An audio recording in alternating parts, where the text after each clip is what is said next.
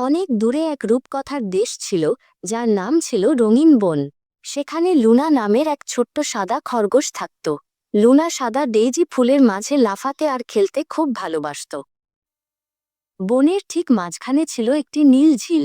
তার পাশে থাকত নীল নামের এক গর্বিত নীল ময়ূর।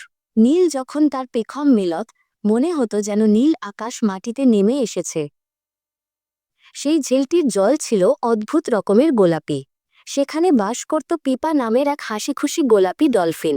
পিপা লেজ দিয়ে জল ছিটিয়ে আকাশে ছোট্ট রামধনু তৈরি করতে পারত। আর বনের সবচেয়ে উঁচু গাছের মগডালে ছিল জারি নামের এক সোনালি পাখির বাসা।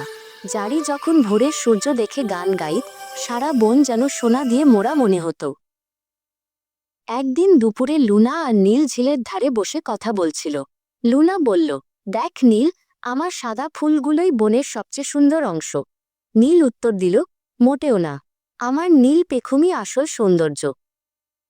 ঠিক তখনই পিপা আর জারি সেখানে এল। পিপা জল থেকে মাথা তুলে বলল, তোমরা আমার গোলাপি জলের কথা ভুলে গেছ?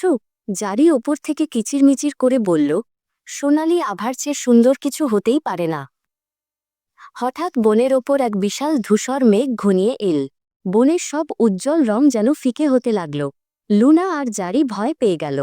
তারা একে অপরের খুব কাছে এসে গুটিসুটি মেরে বসল। ঝিলের জল কালো হয়ে গেল, আর নীলের পেখম ঢাকা পড়ল অন্ধকারে। নীল আর পিপা বুঝতে পারল, একা একা কেউ সুন্দর থাকতে পারে না। তারা একে অপরকে সাহস দিতে লাগল। লুনা বলল, আমাদের সবার রং মিলেই তো এই বন সুন্দর। নীল তার পেখম মেলে ধরল, আর লুনা তাতে সাদা ফুলের পাপড়ি ছড়িয়ে দিল। তারা বুঝতে পারল বন্ধুত্বের চেয়ে দামি আর কিছু নেই। পিপা আনন্দ মনে জল ছিটিয়ে দিল, আর জারি আকাশ জুড়ে গান গেয়ে বেড়াল।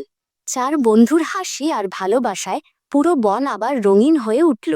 তারা শিখল, সবাই মিলেমিশে থাকলেই জীবনের আসল মাধুর্য খুঁজে পাওয়া যায়।